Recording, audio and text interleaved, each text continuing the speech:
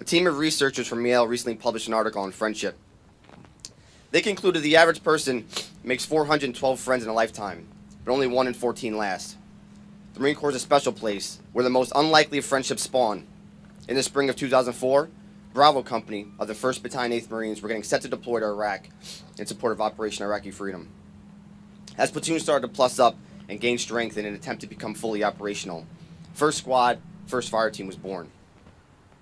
Under our leadership of Donnie Gilland, our team leader, my fire team consisted of Jeremiah Hughes. He was from Tennessee.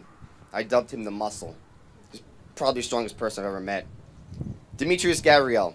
He was the brains, wisdom, and the core of our team. And myself, Christian Dominguez.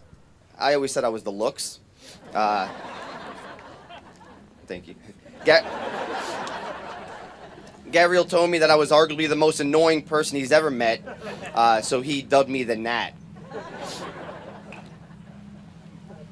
Gabriel was called several names by those who loved him. Meech, Dim, Dimmy, Zorba. But the Marine Corps is a funny place where we all mispronounce everyone's name regardless of how many times it's corrected. Majority rules. This is the untold story of Lance Corporal Dimitrios Gavriel, his time spent in the Marine Corps, and the everlasting impact he left on those he served with. Gavriel completed the School of Infantry around April 2004, and he reported to our unit during a field exercise on Camp Lejeune. My first impression of him was, wow, it's a grown man. He was 10 years my senior. Most of us were 1 year removed from high school. For me, I recently finished my 7th consecutive year of summer school. I was looking to the Marine Corps to help get my life on track. Gabriel reports to my fire team, and he's automatically assigned a leadership role. He became a saw gunner, second in command on the fire team. My job was basically to be his assistant, shadow him, hold his gear, and be there whenever he needed. During my time of being his shadow, I learned about leadership, selfless service, and life. Over the course of our deployment, Gabriel and I became really close. We spent countless hours together on shift, normally 4 hours at a time. To make the monotonous time fly by, Gabriel came up with ways to make it more enjoyable. He saw an opportunity to teach me valuable lessons. We called them Gavrielisms. 5 of them of which I still employ today, and I encourage my peers to follow them, as I believe they're my driving force. The first one is self-worth. Your journey for happiness will always fall short if you don't have a deep love for yourself. Acknowledge your talents, focus on the positives, and always be willing to adapt. He went on to say, for what is a man, what has he got?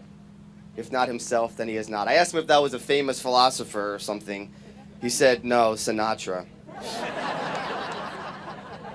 Although I took immense pride in annoying him, I loved making him laugh.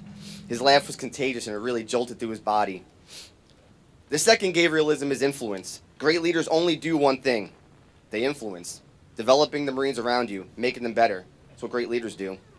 If you were to positively influence 10 people, and they influence 10 people, the cycle can remain constant. A positive impact on the world can occur. So influence. The third one's integrity. Doing the right thing when no one's looking. It's important.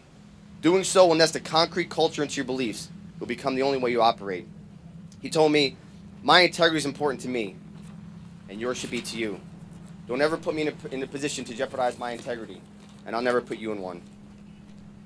The fourth one is something I wish I listened to 14 years ago, and he had to break it down to me and use my lingo. The fourth one is, bro, invest. Arguably the most fundamental lesson that can be taught in personal finance is the importance of saving and investing at a young age. It is vital to the process of wealth accumulation. He went on to say, compounding interest separates the rich from the broke. It's the 8th wonder of the world. He who understands it, earns it. He who doesn't, pays it. I said, wow, is that Sinatra, Frankie Blue Eyes? He said, that was Albert Einstein. The 5th one is fail forward. He spoke often of John C. Maxwell, America's expert on leadership. Maxwell said, fail early, fail often, but always fail forward. Gabriel taught me that failing was inevitable. Those that are able to remain resilient while adjusting their methodologies will remain on top. Gabriel insisted I didn't confuse this message with being prepared. He was prepping me for my transition from Marine to civilian. He told me practice a firm handshake. Always have a resume handy. And when the time comes that you may have to make a speech, always start off with a made-up statistic from an Ivy League school. It'll make you sound smarter. 1% of my life on this planet was time spent with Gabriel. I've only known him for 232 days.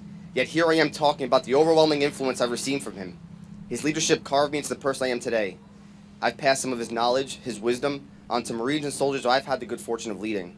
So today I challenge you. Fail forward. Invest. Have integrity. Understand your self-worth. And go find your 10 to influence. In Gavriel's honor. Semper Fi.